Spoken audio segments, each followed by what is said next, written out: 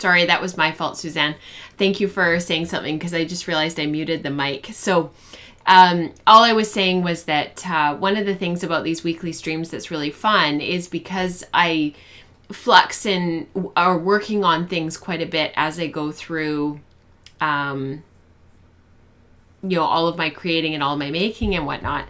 I'm often starting stuff and sampling stuff that's kind of going on behind the scenes that doesn't make it onto the podcast, because when it's every 2 weeks or once a month or whatever, it's really hard to kind of include absolutely everything that I'm doing in the show.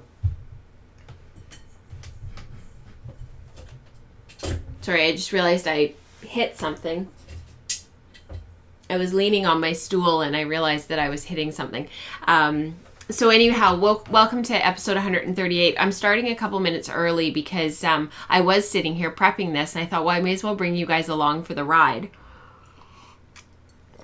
And then we'll actually get into the show on time. So if you're here and around, this is a braid of comb top that my friend Katrina of Crafty Jacks dyed.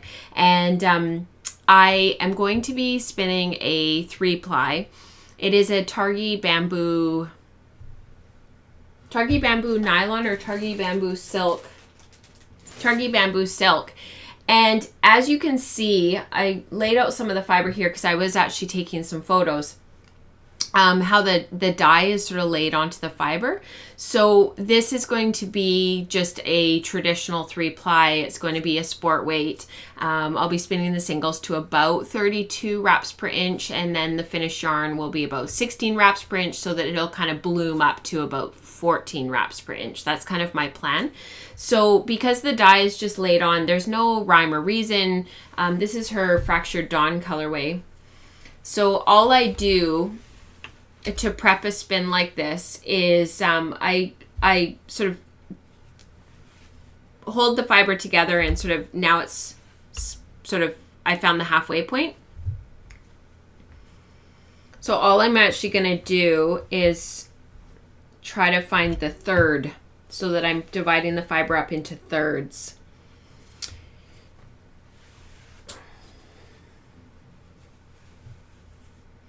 Yeah, this Fractured Dawn colorway, this was one of the colorways from our fin study.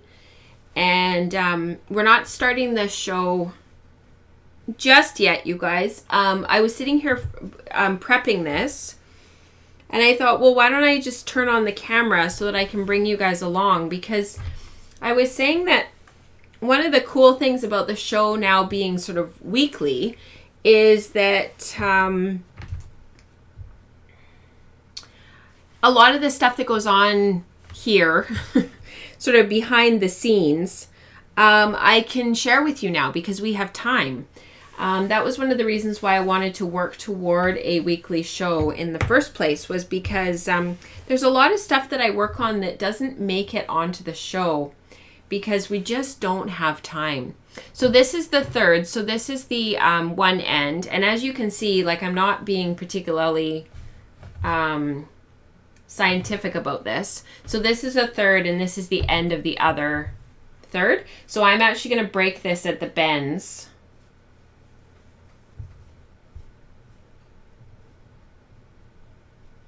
So Katrina I was saying before I interrupted myself, Katrina developed this colorway for our fin study, and it was dyed on fin. And then she introduced it as a colorway on fiber. I would love to see this on yarn. I think it would be beautiful. So this gives me my first third.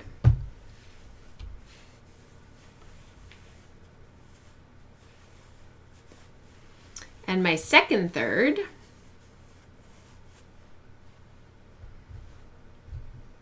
And then my last. So that will kind of give me a place to start in terms of my spinning. And because I'm just doing a random blended 3-ply with this, because the dye is placed on the fiber in such a way that it's going to Obviously there's a lot of white, and there's a lot of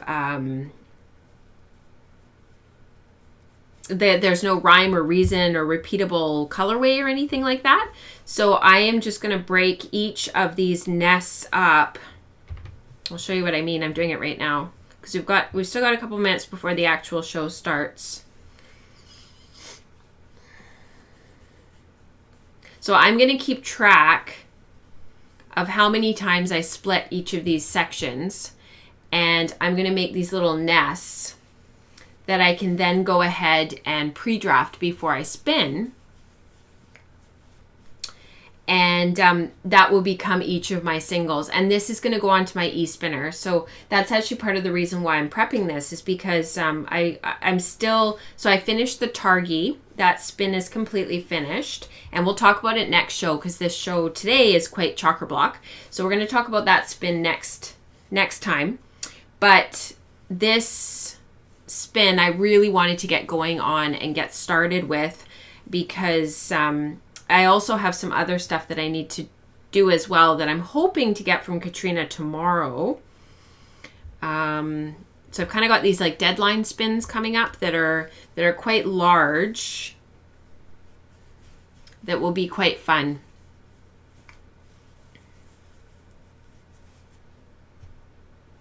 So far I've split it 4 times. So I think this is going to end up being split 12 times. So this is going to be 6. And I don't worry about how even the nests are. Like I don't want them to be too different. Like I don't want one to be really, really thick and then another one to be really, really thin. But I'm okay if one is a little bit thinner than the other, and if one is a little bit thicker than the other. I don't weigh when I'm doing a spin like this. I very rarely weigh my fiber. The other one that I'm going to prep today is for this project as well.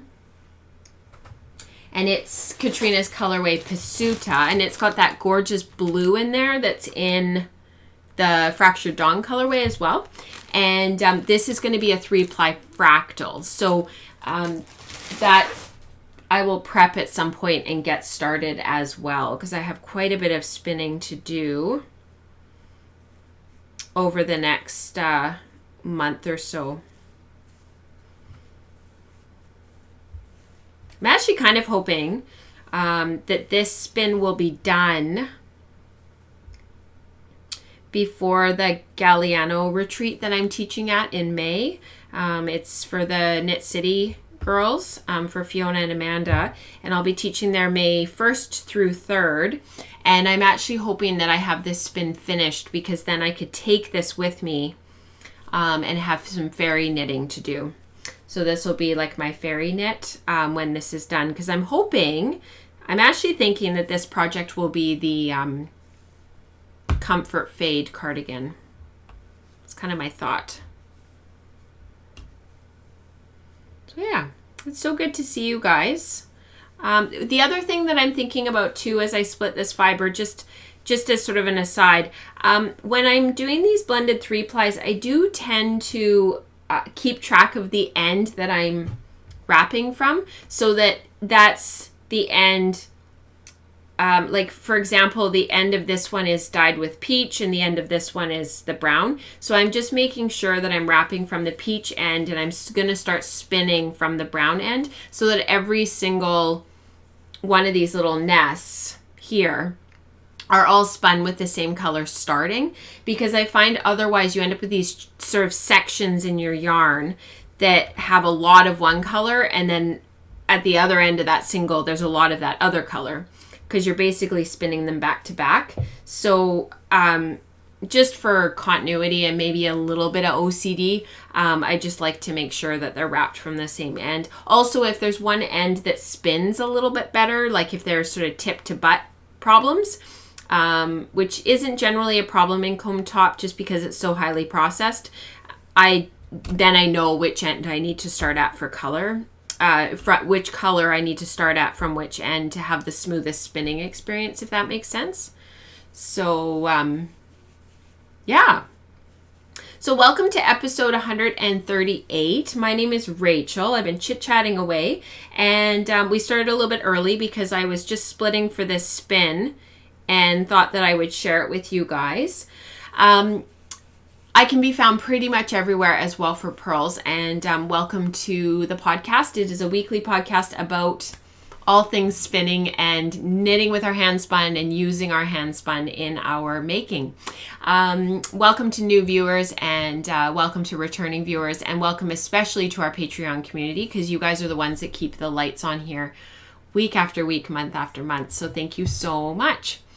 For the attentive spinners in the crowd, if you guys haven't done so already, I have republished and updated with new dates the doodle, and it is available for Woolen Spinning Radio to chit chat with me and record an episode with me, and I hope that you guys will give it a try. All you need, if you don't have access to a desktop or a laptop, because there's no video, it's only audio, so all you need to do is have like a tablet or a phone or a laptop or something, and a microphone, like a headset that you would get with your cell phone, that plugs in, that has a mic on it. That's it. That's all you need. So I hope that you guys will have a look at that. And that is for the attentive spinners in the crowd.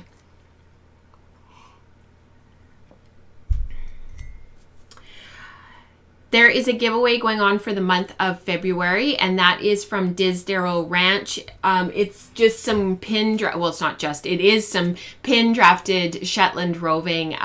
It's actually up behind me. It's a little bit out of reach, but it's that there. It's right there, next to my bright pink bin. And I will be mailing that out in March. I haven't sent out, Trin, just so you know, I haven't sent out the January giveaway to you yet. I got your address. It's all good. I just need Mike to print the shipping label at work. Don't tell his work, because our printer died. So Amy had the question, what is the item that you made that you love to wear the most and why? And that is the question that we were asking and are answering in the February episode thread in the Ravelry group. And I just realized I didn't link the February episode, that link. I didn't put it in the show notes, so I will add that after the show. For Breed and Color Studies, in December's newsletter, I shared the beginnings of my personal breed and color study. So if you saw that YouTube video, wonderful. And that sort of was my initial thoughts and the initial content generation for the How I Spin content. And I linked it down below if you're interested in having a look at that. So let's do our community, or actually let's do our introduction, and then we'll get into the show with our community participation.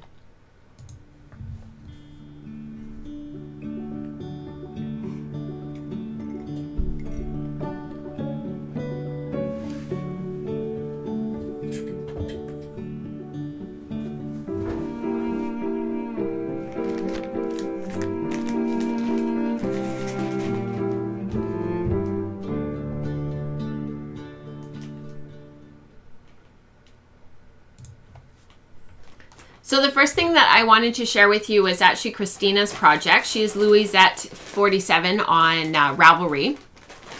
And this is actually her Zero to Hero. So I wanted to share the Zero to Hero and get that sort of going in the podcast so that people feel really welcome to come and join us. You do not need to work from raw fleece. Christina did decide to do just that, but you don't need to. And the Zero to Hero make-along is running basically all year. And if you guys are really excited about it, it was something that we used to do, and then we kind of dropped it for a couple of years, and now it's sort of resurrected itself again from requests from the community.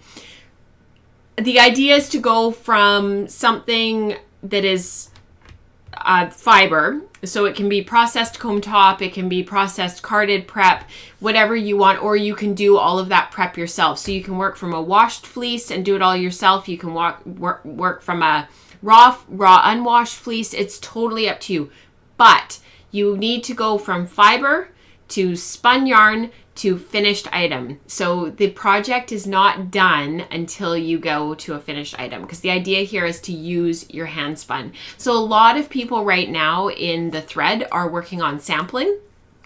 and trying to figure out how they're going to spin stuff and what they're going to do. So I thought Christina's project here was a really great opportunity to share. So she says she has most of her pullover fleece washed. Approximately 2/3 of it is combed, and she's resting her wrists for now, I bet, because it's hard work. And I don't think you have a hackle, Christina. So she's using those combs right there, which is hard work. She's spun, dyed, and knit a sample swatch. So just lots of spinning now for her Zero to Hero project, although she does have some little projects going on the side. So that little knitted sample is just beautiful. I can see a little bit of her writing. She knit on 3.5mm needles, and the finished yarn was 16 wraps per inch. So a very light sport, heavy fingering. So just absolutely beautiful and beautiful spinning. And I love the color of your Aquaworks bobbin, just gorgeous. So, and Christina's spinning there. I think it's a Magic that she spins on. So really well done. Oh, Suzanne, I'm so jealous. Spinach and mushroom ravioli. It's one of my favorite things. Minus the dairy because we're lactose intolerant. But I just love spinach and mushrooms over pasta or rice. Oh, it's my favorite thing. Spinach and mushrooms are two of my favorite foods. I know that's weird, but it's true. So I just have to embrace it. So 51 Yarns is our group spin along that is going on for quite a few years. It was originally going to go over 2 years. Now it's probably going to go over 3 years, maybe even 4 years. We'll just keep it going, like however long people want to have it going for. I am more than happy to keep it running. This is the 51 Yarns book that our spin along is based off of. I highly recommend that you buy this book. It's by JC Boggs Faulkner, who's one of my spinning mentors. I just think she's absolutely wonderful.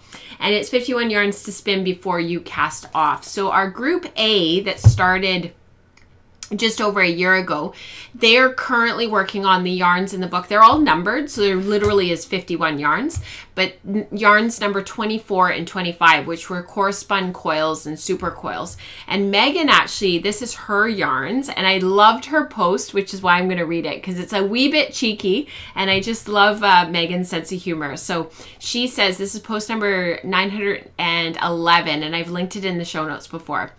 She says, so these are not my types of yarns. I like the fast, smooth, rhythmic treadling part of spinning, not the slow and manipulative side.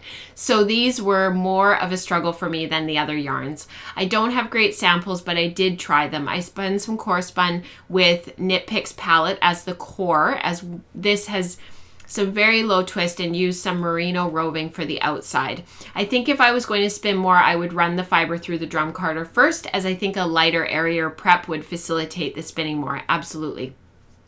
I love doing core spun from carded prep because you get such a lovely, it just wraps around the fiber really beautifully. I tried to get coils and cocoons in several different ways. I watched some videos spinning them from a core spun yarn, spinning them from an extra blob of fiber into a singles, and spinning them from bats while core spinning at the same time. I struggled with a lot of these. The most success I had was making them on my Breed and Color Study yarn, with first spinning a thick and thin and then making the coils while spiral applying. Yeah, and that yarn was beautiful, Meg.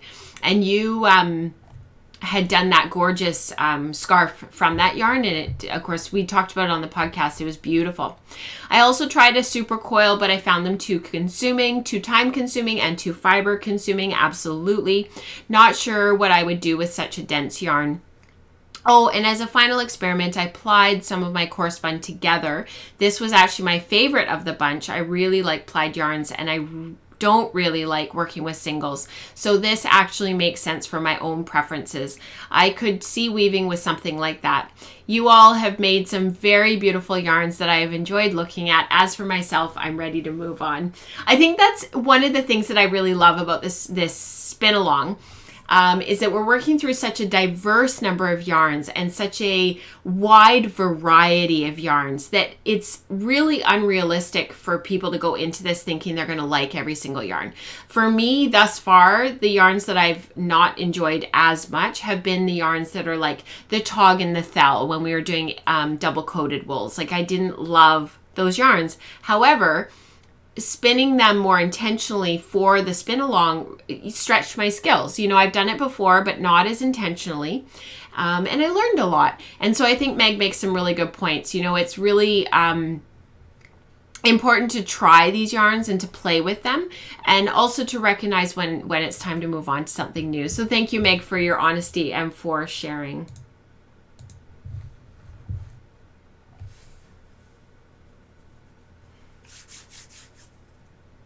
Oh, Mary, I didn't know. So she's working on finishing the collar of her Comfort Fade cardigan.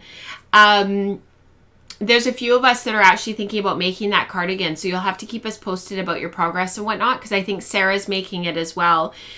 She should be in the chat today. I thought that I saw her. Yeah, she's there. Her username is Thornton. Which is my dad's name. That's why I always remember.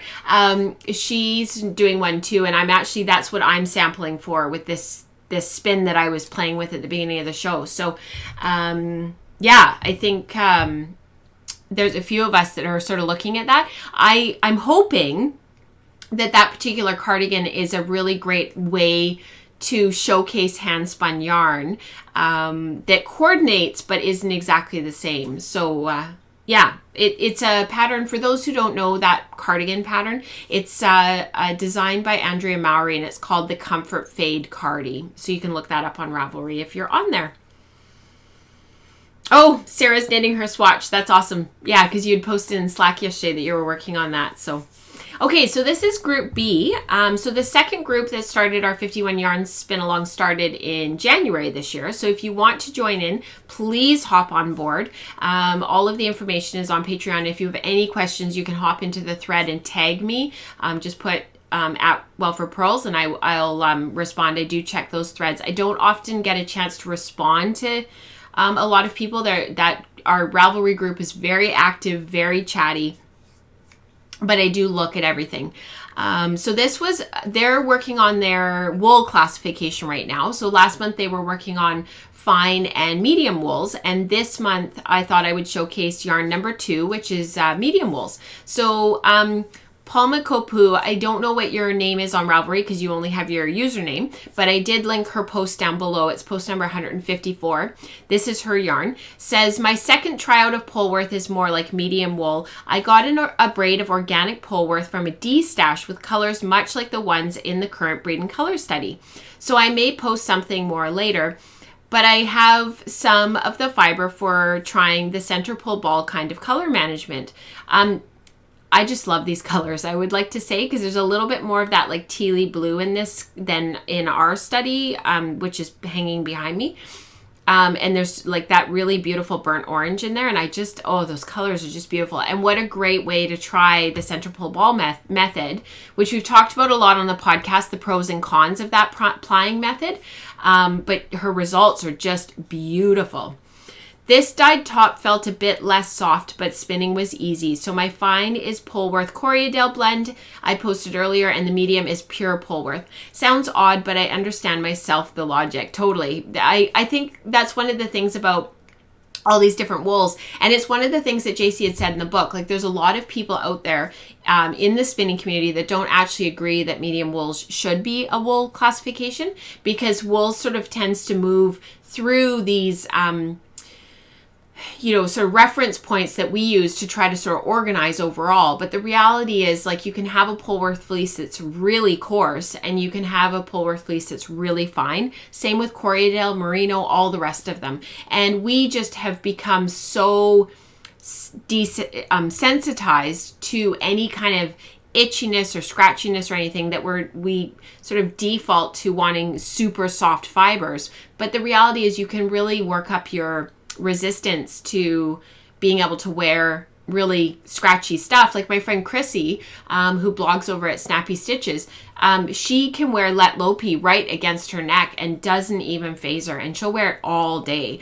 I'm not sure I can do that, but a lot of it's just desensitizing yourself and just sensitizing yourself and just working up a tolerance to it. I'm starting to think about the Shifty cardigan with hand spun. You don't have to guess my inspiration.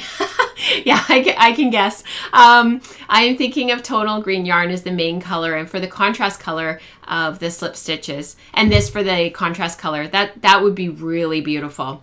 I have to calculate the yardage. I do the meterage. I don't understand yards. Yeah, yards is just it's kind of become quite American now because of course the American system still uses the imperial system, and the rest of Europe and Canada and Australia and stuff, we all use metric. So in Canada, because we never fully switched over, because the US didn't switch to metric, a lot of us can go back and forth, no problem. But the kids learn, and I learned in school, the metric system. So often I think that I should do meters per gram, but then I just end up defaulting back to yards. So no worries. Megan, I'm not going to read your comment, but that just makes me laugh. Oh, love notes with a steek would be amazing. Yeah, because you've got that gorgeous love notes is a pattern by Tin Can Knits, and it's this yoked sweater pullover. It's a cropped sweater, which of course is very popular right now, and you hold it you hold the yarn double mohair with something else, and there's this lovely lace pattern that goes around the yoke. So you build the short rows of the yoke and a little bit of stockinette, and then there's this beautiful lace. I couldn't believe, my friend Mari commented on it as well. Her and I think we commented on it so many times I lost count. The number of love notes at Knit City was unbelievable. They were everywhere. And what was so cool about that particular sweater pattern, and I think some of this is the wisdom of Tin Can Knits and just the diversity of their knitwear line. There were all different body shapes, all different heights and sizes and, ages. Everybody looked amazing in it. Like, it fit everybody. Like, not one person didn't look good in their sweater. It's just one of those patterns that suits every single body type. And some people had them over long t-shirts, some with jeans. Some people had them over like tunic style kind of, t-shirt dresses. Some people had them over dresses with like tights. The diversity of how people wore them. Some people had high-waisted skirts or high-waisted jeans, and then they had the love note. You can wear it so many different ways, and everybody looked amazing, which is really cool.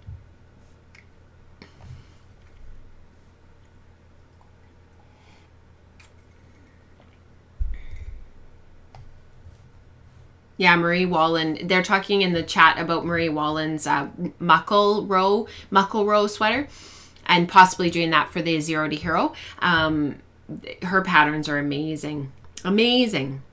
So, awesome. Okay, so I thought that we would go into, I do have to change the camera around a little bit for this, but I also have to change the camera around for the next thing too. So I thought that it was probably a good opportunity to do that. I finished my Copenhagen. So this has been very much a, I don't even know how to describe it. It has been such a marathon knit, and I have really found that one of the things about this that became the marathon was the mental game of whether or not, actually I'll show you the yarns that I used on the camera before we switch things over. It really became a mental game around whether or not I liked the fabric, whether or not I liked how the yarn had spun up and what it was sort of creating for the knit fabric. And I was holding it with this, it's called Mighty Mo by Farmer's Daughter Fibers. And the colorway was called Warm Melted Butter. And I did check yesterday. They do still have it in their online shop. I don't know if it's like a dyed to order or if it's just always available. Anyhow, the silk mohair which is this yarn, was a mix of sort of these golden yellows, white, and then in there was sections that were like a little bit more muted and almost kind of a little bit like taupey. So in an effort to sort of engage in a bit of a leap of faith, I decided to, this was the ball band for the Farmer's Daughter fibers. It's 459 yards per 50 grams, and it was 70% kid mohair and 30% silk. So I decided near the beginning of this project, after I'd finished all of the spinning, and the fiber is 100% Falkland from West Coast Color, and you can find Lynn at westcoastcolor.com, and she's one of my most favorite people in the world. She's one of my nursing mentors, and I spun up all of this yarn, and she was so funny because I don't know if I told you guys this on the podcast. I might have right after Knit City. She tends to ball up her fiber so that you get it sort of in like this big ball of fiber, kind of like Spunky Eclectic does if you've ever ordered anything from them. And she just lets you unroll it on one of her tables or sort of in the booth, and then she just weighs off whatever you want. So based on my calculations for like grist and what I thought that I would spin to, and I was going to do a 2-ply because I was going to be holding it with a silk mohair, so I didn't want to have a really bulky 3-ply yarn, etc., etc. I had bought just shy of 300 grams on the Saturday at Knit City, and then on Sunday I was sitting at the spin-in for Sweet Georgia and on the Sunday afternoon, and my neck was killing me. I had put it out. I have never been in that much pain before, other than probably childbirth. I couldn't move my neck, and actually, bless her heart, Tessa came up to talk to me, and I was kind of like sitting like this, like trying to talk to her, and I'm like, I'm so sorry, Tessa, but you need to move. I can't move my neck. It was really painful.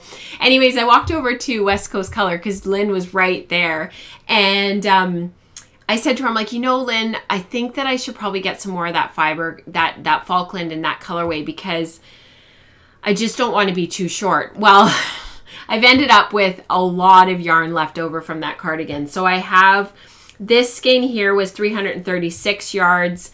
This skein here was 300 yards. And this skein was also 300 yards. So I have well over...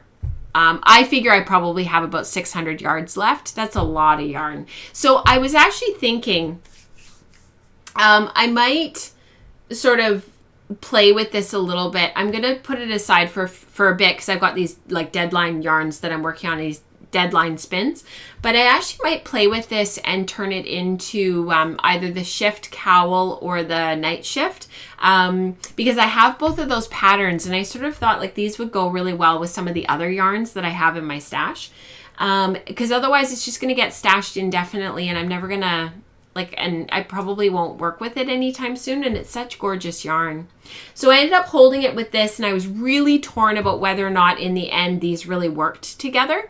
And I probably needed a mohair silk yarn that was a little bit more brown and a little bit more orange, but I decided to swatch anyhow. So this was back in, I think I did this in late October, because I started spinning the yarn immediately.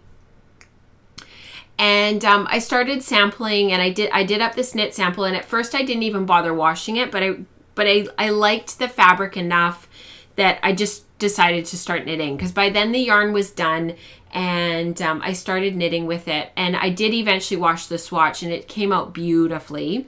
That was sort of the inspiration for this project and kind of where things sort of ended up. And then while I was knitting it, because of the tonality of the swatch, I'll put it down here, and you can see in the yarn, like, there's a lot of variation in the yarn, and there's obvious striping and whatnot. And there's obviously areas of the yarn that were lighter and darker. Do you guys want to see a photo of what the original fiber looked like, just to remind you? Because I can throw that in. I can do that right now, actually. Because the original fiber was actually quite diverse, and it was very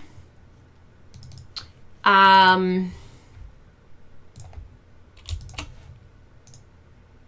was a lot of brown in it, there was a lot of yellow, golden yellow, there was a lot of orange, And there was it was like a burnt orange rather than being like a,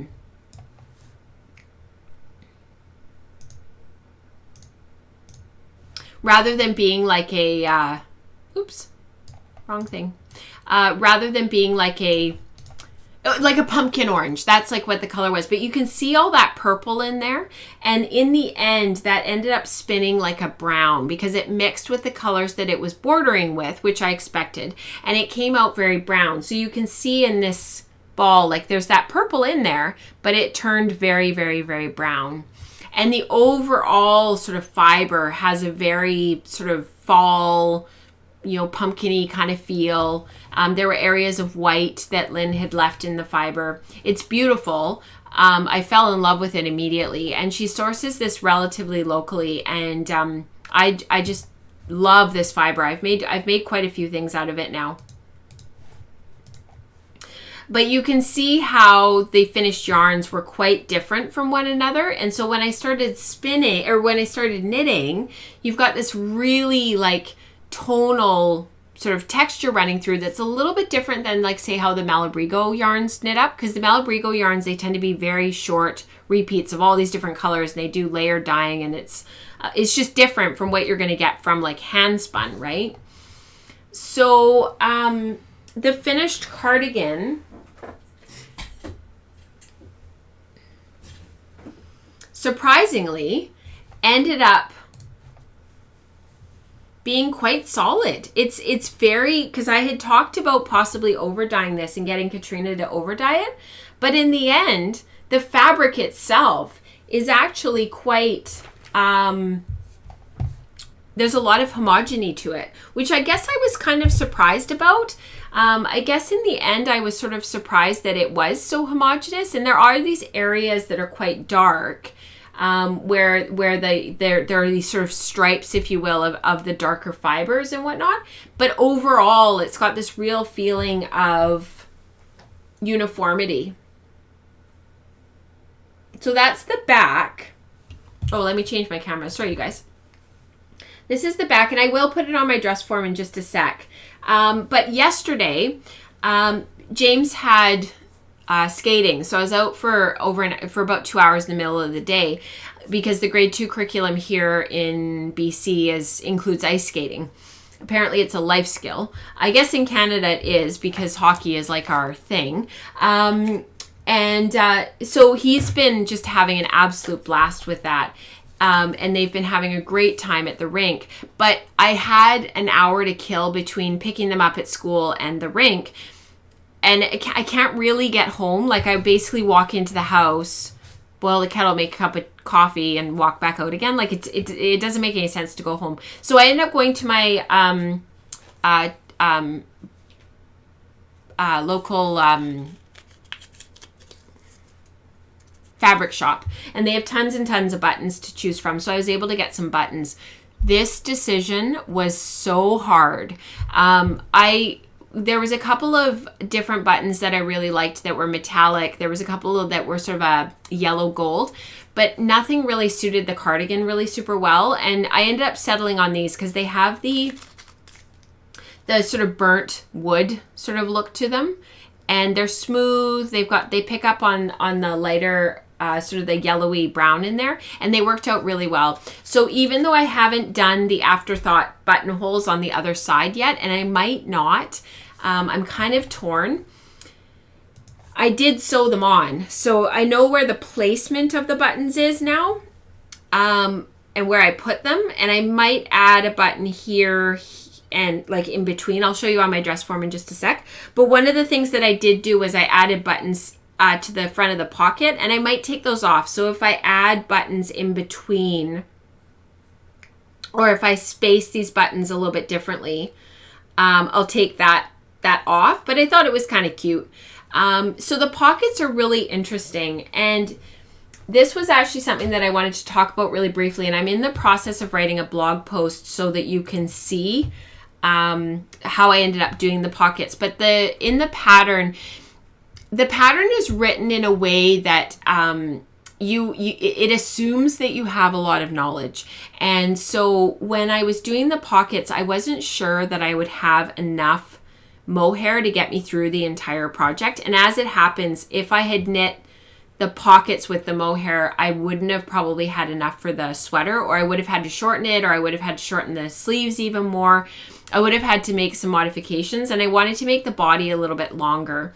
So I didn't knit the pockets with the mohair yarn. So the pockets are sans mohair, and because they're knit straight down and then you start knitting again, they're literally just like a little like you end up with like this sort of flap of fabric, which I showed on one of the other podcast episodes. And I think what is so nice about this is it gives it a really clean, nice edge. And actually one of the things that I would do if I was knitting this again is I think I would do a purl ridge right here. So when you go back to start knitting the front of the sweater again, and the instructions are in the pattern, so I don't want to give away too much, I would actually do a purl ridge over those stitches so that you get that really nice fold. And then you get like a little bit of a purl ridge here, and it would just be really pretty. And so on the inside, you just have to sew the pocket, sew down the sides of the pocket. And I used mattress stitch, and I'll include photos in the blog post that will either go live today or tomorrow. I've done the part 1, but I need to do part 2. So it actually worked out really well because I had tons and tons of the Falkland yarn, but I didn't have tons of the mohair yarn. So that was sort of how that worked out. So the pockets are really cool, and they're on the No Frills cardigan as well, which is what I've been sampling for. That's these yarns over here that I'll tell you about in a second. And yeah, so I'll show it to you on my dress form. I'm just going to look at the chat really quick because I know you guys have been asking. So if I was to do this again, Greta, that is a awesome question. Would I have passed the fiber through the cardigan through the carder, the drum carder, to homogenize the color? If I was doing this again and I was going back to the beginning, knowing what I know now, that is exactly what I would do. And I would have carded up all of the fiber and created like little nests of fiber and then pre-drafted it to make like little smooth nests. So the fiber would be blended together, but it would be smooth. And that's exactly what I would have done. If I could, knowing what I know now, and if I ever make this again, that's what I would do. Because this fits beautifully. I love it so much. I took some photos yesterday, and yeah, I really liked what it felt like. I liked what it looked like. It feels like a lovely sweater. The mohair halo. So it's funny. I really shied away from this sort of phenomenon that's going on right now in the knitting world around these mohair yarns because of the halo, because this is so vain and it is so silly. So you guys, I give you license to laugh at me because I am laughing at myself. I had a sweater when I was about 20 or 21. And I was the heaviest at that point that I've ever been. So I was 60 pounds heavier than I am now. And it was a mohair sweater. It was a pullover.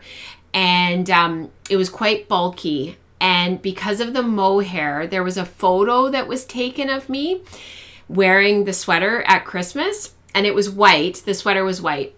And it just looked terrible. So when I saw the photo later, I was just like, and because of the mohair, and just because it was acrylic, like it was fake, it wasn't real mohair like what we're working with, it just made everything so much worse. And so I've just never worn anything ever since with a halo. So that when this sort of trend that's going on right now, that I hope lasts for a while, started, I really was like, ugh. But you know, things change. And when you're working with natural fibers, it's so different. And the patterns out there are different. And the style is different. And you look at like the love notes that were at Knit City, they looked amazing. So Yeah. Halo. Just, I still am like, ugh. So, yeah, the buttons are really hard. Actually, I'll talk really quickly in a second about some button surgery that I did last night because I got new buttons for my throwback, and I also got new buttons for my Marie Chen. So I'll show those to you in just a sec. So, yeah, I was wondering that too, Wendy. So she says, I wonder if the top of the pocket edge would look good without the mohair, just to give it a slight contrast from the main fabric. I actually wondered about that, and I was sitting in the retinal surgeon's office when I was working on the pockets because Mike was having his surgery, and I didn't really want to go anywhere. We'd had breakfast. I didn't need to go and get food. I didn't really want to go shopping. And I was kind of wondering that because, hang on, I have my charger on. My Whoop is dead. So my Whoop is dead, and so I put the charger on. But then I can't put my sleeve through because it's so bulky. So when you look at the front of the pocket here, it's just easier to show it on me. What I had wondered about was making this top edge just the plain yarn and not doing holding the mohair with it, because you could you'd have to cut the mohair for those like stitches, or you could carry it somehow and weave it through somehow later. But I had wondered about that because it would be just kind of a neat little like stripe right here. Anyways, it would be cute. I had thought about that. So yeah. Oh, if you want to see me in it, let me throw up a photo because I'm wearing a long sleeve shirt, and this is probably the easiest if I actually just show it to you with me wearing it. Because yeah, you're right, Eve. I should show it to you with me wearing it. I find on the show it's really hard to show things with me wearing them and still talk to you about it because it's a wee bit challenging. So this is me wearing it just plain with no like shawl or anything. And this is me wearing it with a shawl, which is probably more like how I would wear it just like day in, day out, because of just kind of how I dress, and I like to layer stuff. So that's, I'll let it cycle through while I'm putting the dress form together. So why don't you guys, so you guys asked, and somebody asked about is it too hot for BC weather? What I'm hoping, Greta, is that because it's a cardigan and it's not super long, I'm kind of hoping that this will become like an outer piece for when we're transitioning in like March and April to warmer weather, but we still need something, but we don't have to wear our rain jackets all the time. So that's what I'm hoping. Because it is quite warm, and yesterday it was I think it was 2 or 3 degrees Celsius outside, and I was taking photos, and we had this gorgeous sun coming out, and I was perfect. I wasn't cold, I wasn't warm, I was just perfect. So it's definitely warm, but it's not hot. So I'm gonna take it with me to Galliano in May, because Galliano can get quite cool in the evenings, and they have a breeze all the time because you're in the Juan de Fuca Strait. So I'm gonna take this with me.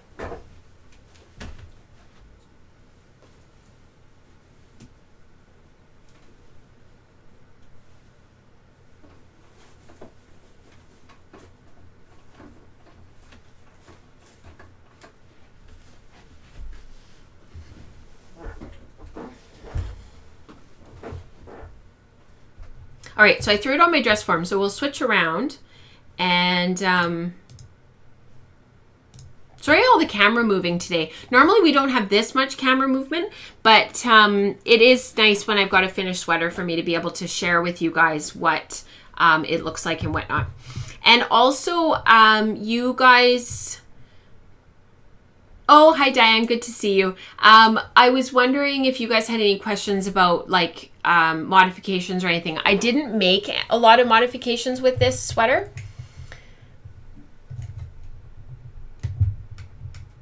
I was able to knit basically without without many. I think the biggest thing that I did that was a little bit different was that I stopped. So up here in the yoke, it's a raglan, so you're increasing as you go. Rather than knitting to the number of stitches that she calls for, I stopped knitting when I knew that the yoke depth was right. Because I know what fits me and I know how much ease I need. And then it's not quite so,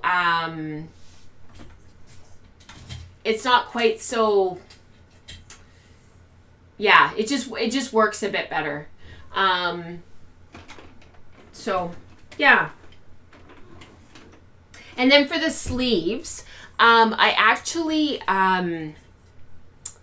what did I do for the sleeves? Oh, I didn't even look at the pattern. I didn't even look at the pattern for the sleeves. And the reason for that is actually because I know how to get a really good fit with the sleeves now. I need to knit straight for about 4 inches usually from the underarm. And from there, I need to decrease usually every like 1.5 inches. And then once I get down to sort of where I want the length of the cuff, I just make sure that it's sort of snug enough that it doesn't move around too much. And actually that was one thing with the Marie Chen that I wish I had modified the sleeves a little bit more, and because the Marie Chen has ended up being quite baggy on me. And I think I had mentioned in the wool stream about possibly throwing it in the dryer and just maybe ing it a little bit, like just cinching it up a little bit. But I switched out yesterday. Well, you guys don't need to see my mug anymore. You can see this stuff instead.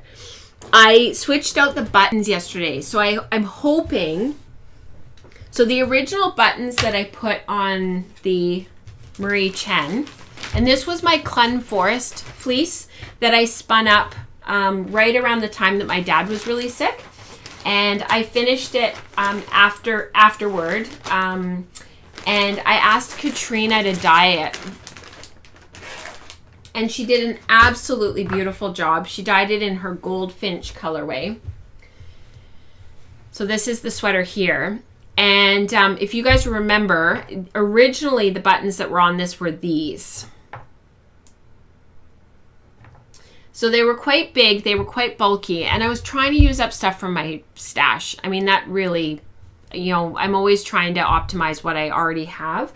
But I wore this quite a few times over the last few weeks because we got that real cold snap here and we got all the snow and so on and so forth.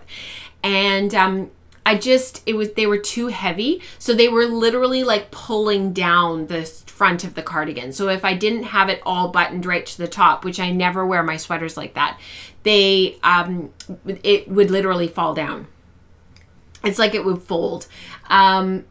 So I decided, because I needed buttons for this, because I had nothing in my stash that worked with this, and the 1 or 2 that did work, I only had 1 or 2.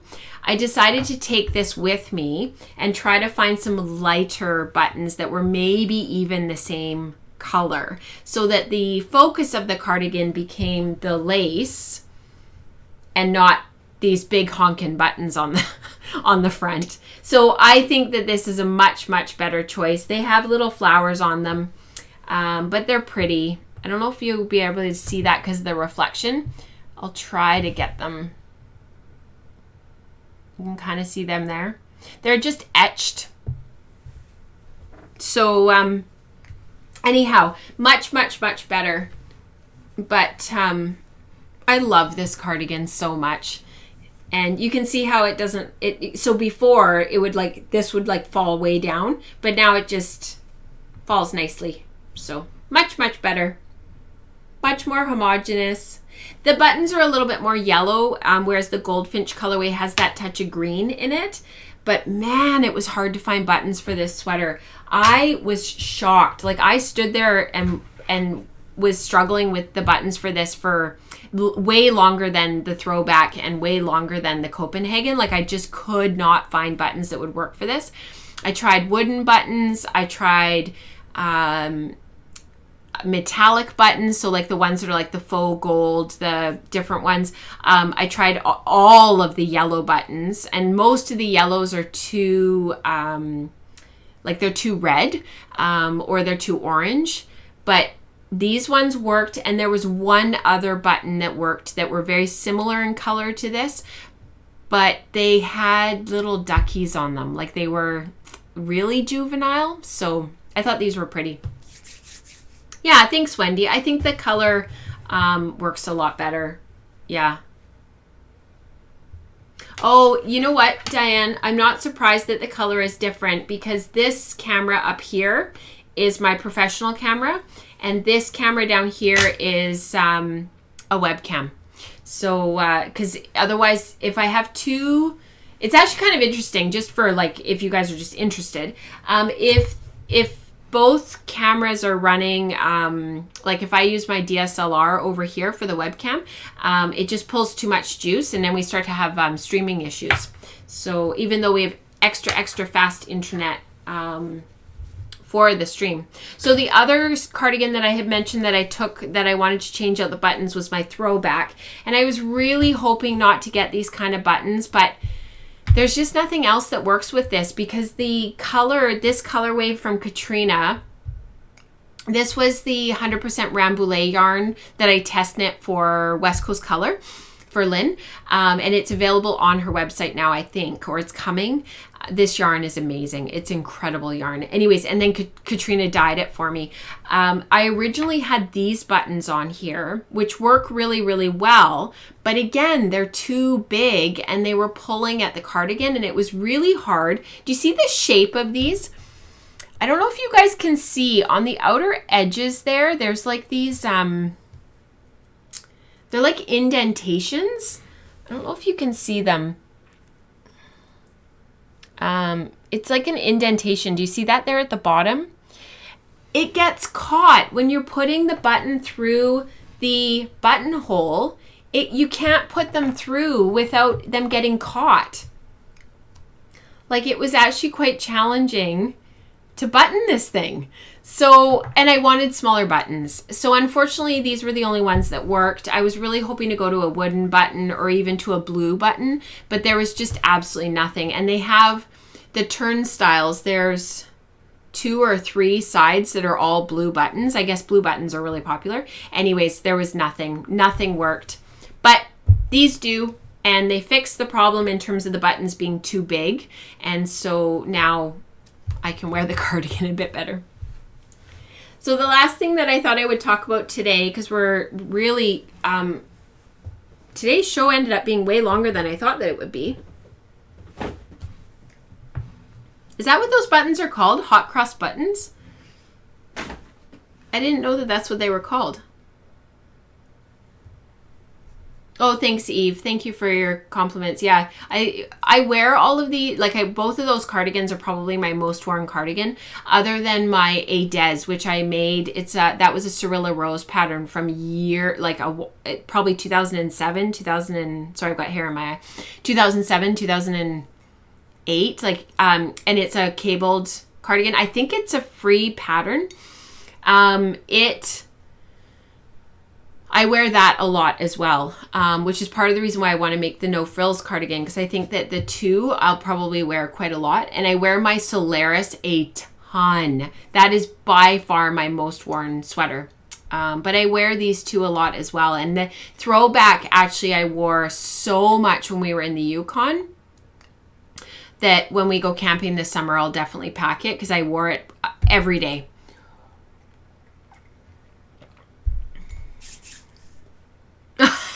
They're not actually hot crust buns. She thinks they look like them. Actually, hot crust buns, I love hot crust buns.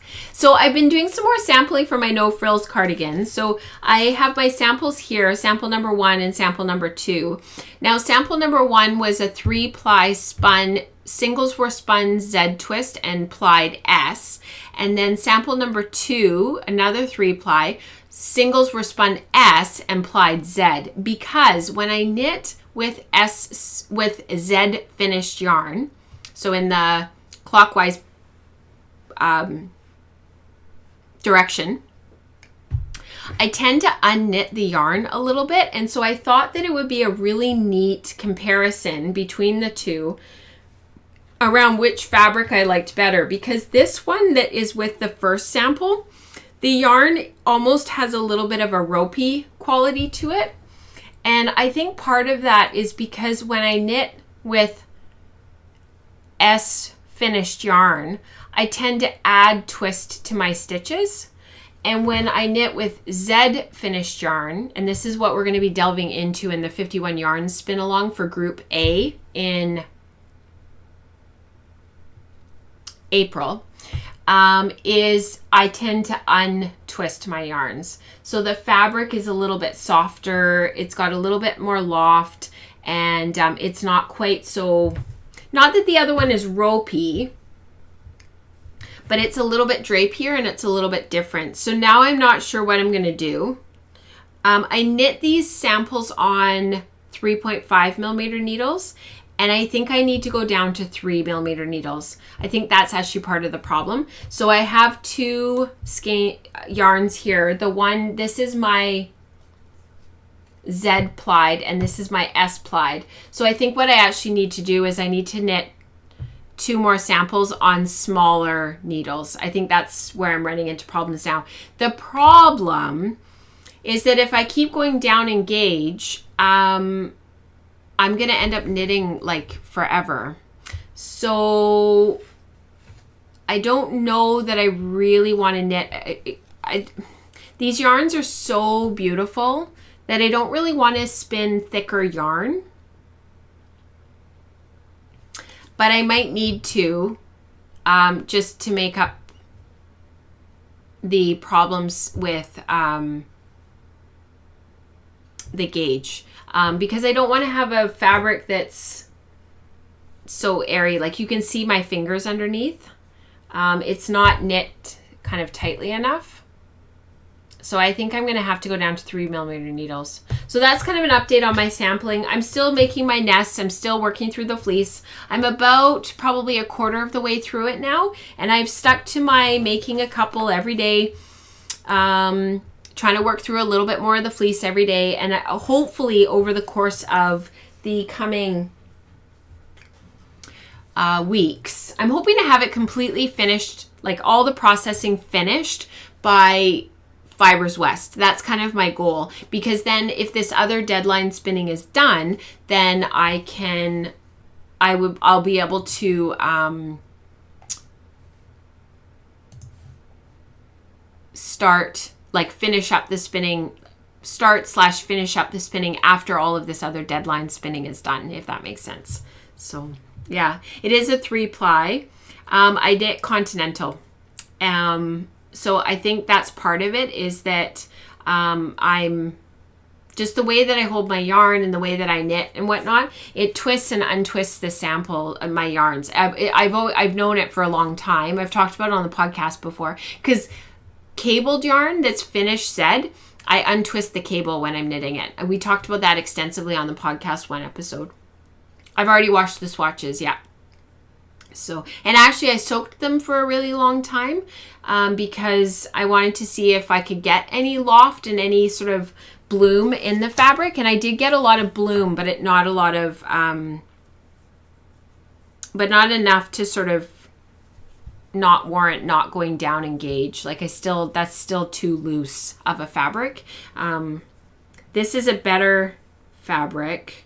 I think it's even a bit too loose, because this was 4 millimeter needles. You can see how on the bottom here, that like you can see me.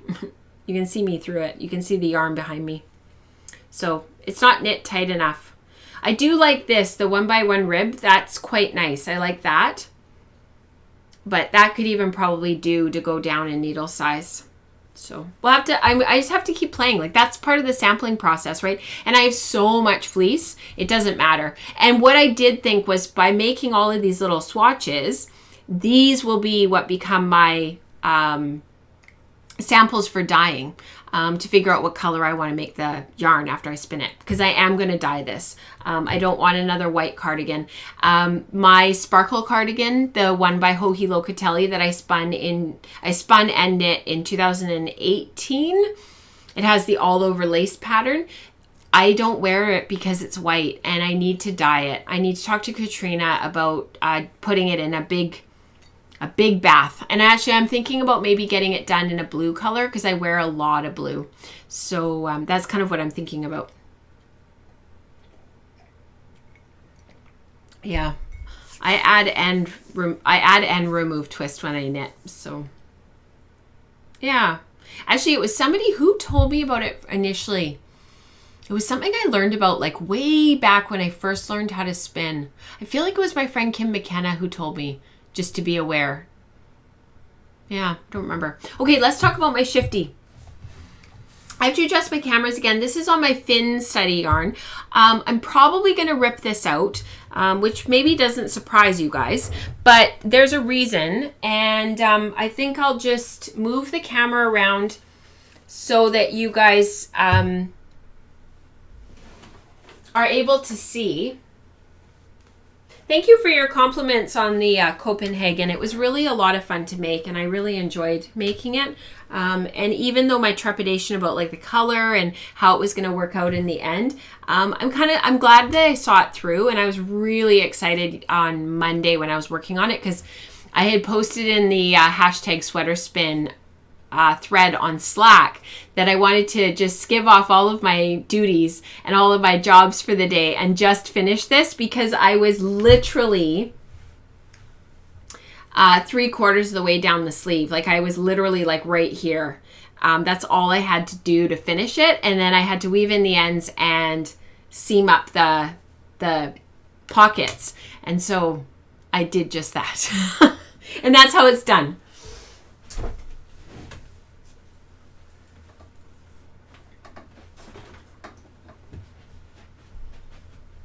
So I'm going to move the cameras again. Sorry about all the movement this show.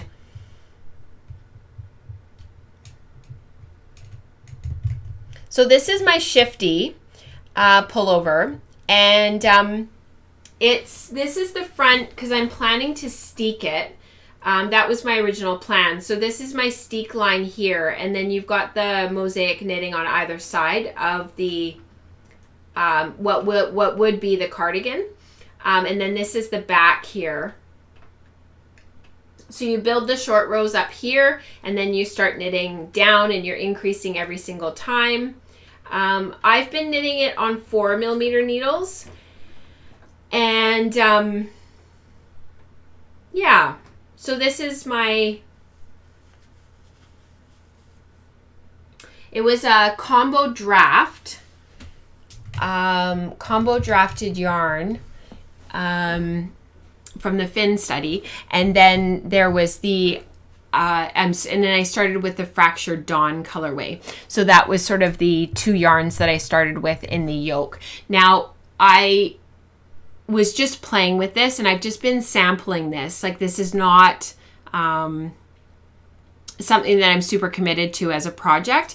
I've run into two problems. First of all, I don't know that I have enough yarn for the main color that's supposed to run through the whole sweater. So I'm not sure that I'm going to continue because I know I'm going to run out of yarn. Secondly, I'm really enjoying it. I'm really enjoying the knitting, and I really enjoyed playing around with how I wanted those front stitches to work out for creating the steek. So I'm glad that I have gone through this process, but I am going to pull it out, and I am going to use this yarn for a night shift, and I'm just going to play around with the color for the night shift in terms of how I want the colors to knit up.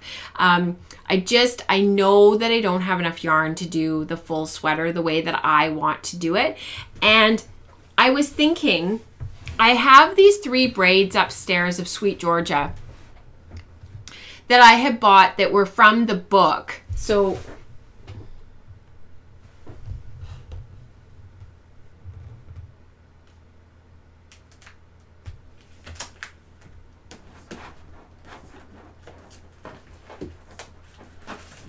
most of you know Felicia because I talk about her on the podcast quite a bit.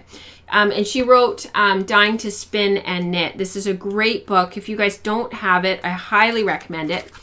This is Greta, beautiful Greta. And this yarn that was used in the infinity cowl was actually my hand spun. So it was 3 braids of grouse, tea party, and woodland. And afterward, isn't that gorgeous? Greta is so beautiful. So after I spun the yarn for it, I decided to, with the commission money, and I think there's a photo of them in here. So let me see if I can find them. Find the hand spun itself. So I had basically bought the fiber. Oh, where is it? Here it is. I had bought the fiber, those colorways, to make more of that yarn. So this is the combo spun that I did for her. And I combination drafted it. And the overall yarn was very homogeneous. And it had these just lovely like flecks of the, like that tealy sort of magenta pink in there. Anyways, it's been on my mind because the fiber sits up in our room where I can look at it. And I think I'm going to spin that. And I'm going to spin that yarn. I'm going to do a 2-ply. I'm going to combo draft it. It will be the background main color for the Shifty. And then I'm going to look at what I want to add for the other 3 colors and decide if I want to have 3 separate colors like the pattern calls for, or if I want to do 1 color that goes through the whole thing. And what I actually was thinking about doing was having those 3 background colors and then looking at what I've got in my stash that's also a Sweet Georgia colorway that I could do for the contrast color, even if it means getting another braid of something or getting a couple of braids of something. Maybe that's something that I could pick up at like Knits and Fibers West or something. So that's what I'm thinking. Yeah. So I don't have enough yarn. That's why I have to rip it. So, but I'm glad that I went through the process of sampling it and playing with it, because if I hadn't of, I wouldn't know. And I wasn't sure when I cast on that I had enough yarn, but because I'm using 4mm needles, I thought that I could get through more of the, like, it would be okay, but it's not going to work out, and that's totally okay. I said it was just sampling. So yeah, the fiber was Finn.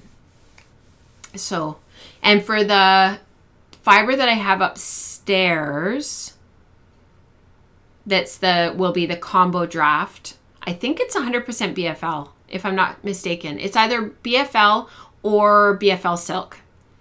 So it'll be nice to spin. And I'll do a 2-ply. So yeah, it's a great book, isn't it, Sarah? Anyhow, thank you so much for being here today. I know the show is a little bit disjointed with moving the cameras around and stuff, but it means I can show this stuff to you. And now, yeah, it would be actually kind of cool to have a third camera hooked up back there so that I can show you stuff when I'm working on my dress form. So I was actually going to talk to Mike about doing that, because I can put as many cameras and equipment as I want in the live stream software. And then I just have to turn them off and turn them on again. So I would have to get another tripod, but that would be okay. And then I could have the third camera and it'd already be set up back there, and we don't have to move things around. So I might play with that a little bit. And if you guys will be patient with me, I can play with that maybe in the wool stream or on one of the live streams where we've got some time and you guys don't mind. So before I say goodbye, if you guys have any questions about anything that we talked about today, I don't mind taking a minute, and then I'll see you guys next week.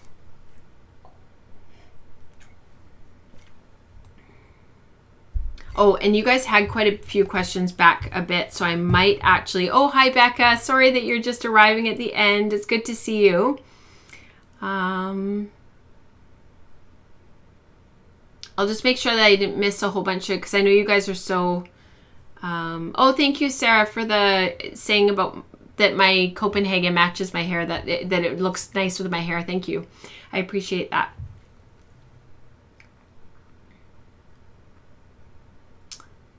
Oh, that's hilarious, Greta, about the parka. said her husband bought her a huge brown parka style jacket for her when she was 7 months pregnant, and it is the only gift she's ever returned because she looked like a brown bear. That's awesome. You know, it's funny, Kelly, so you made the comment that you can really see the difference that the mohair yarn makes in the pockets. It really does change the fabric of between the cardigan and the, like if I had knit this entire cardigan without the mohair, those are very, very, very different fabrics and very different colors. Like that's a big difference. You're absolutely right. We didn't sort of talk about that or mention that, but those are very different fabrics. One is quite matte. The colors are very obviously striping very gently against each other. I didn't change. So through this entire cardigan, I kept switching the balls of yarn. So I do 2 rows from one skein, 2 rows from another skein, 2 rows from another, from the first skein, and so on in like a striping sequence. But for the pockets, I didn't. So you can really see how that striping develops, right, as you work up the pocket. And that would have been present throughout the whole cardigan. Whereas the mohair yarn, because of its fuzzy nature, it blends the stitches and it just creates sort of a fuzziness to the fabric, which I was worried about with my hand spun, that I would lose that.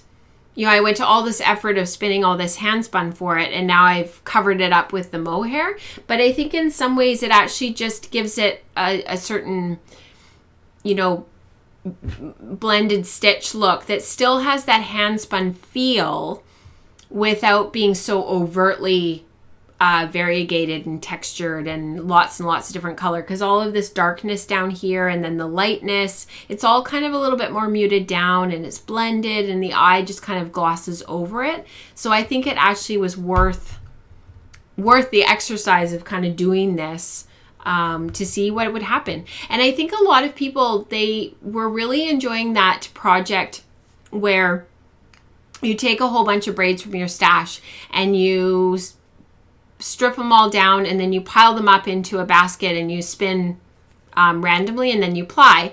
And, you know, some people really loved that because they were spinning lots and lots of different stuff out of their stash and kind of stashing down. But it creates a lot of striping in the fabric. So there's a lot of people that were like, well, I don't really like that effect and I don't really like how that looks. But if you have some fiber or some braids of fiber that all kind of work together because they have similar colors, and you go and do that, then you could hold a yarn like a mohair, and then that creates that homogeny that I think a lot of people want in their wearable items. Some people, they like the other, and that's great too, because we need everything, but it's quite drastically different. The other thing too, I will say, I do love the inside of this. I do love the wrong side of this. I think that turned out equally well. And I would even think about doing an entire sweater with the mohair, but doing the wrong side, because that's really beautiful too. And that worked out really well. And if it wasn't for the pockets, this could be reversible. You could wear this cardigan either way. It would be really, really pretty front or back. So yeah, just a couple of final reflections, if you will. Oh, thanks, Marla. That's very kind. I love doing it, and it's sort of a passion project. So thank you so much for allowing me to do what I do, because I couldn't do this if it wasn't for you guys, if it wasn't for Patreon. There'd be absolutely no way. So awesome. I wonder how the silk mohair will affect the wear of the fabric over the long term. That's a good point, Becca. I will report back, because I suspect this is going to be very highly worn. So I will report back. I have a quick question, but did spinning the opposite direction help with taking away twist during knitting?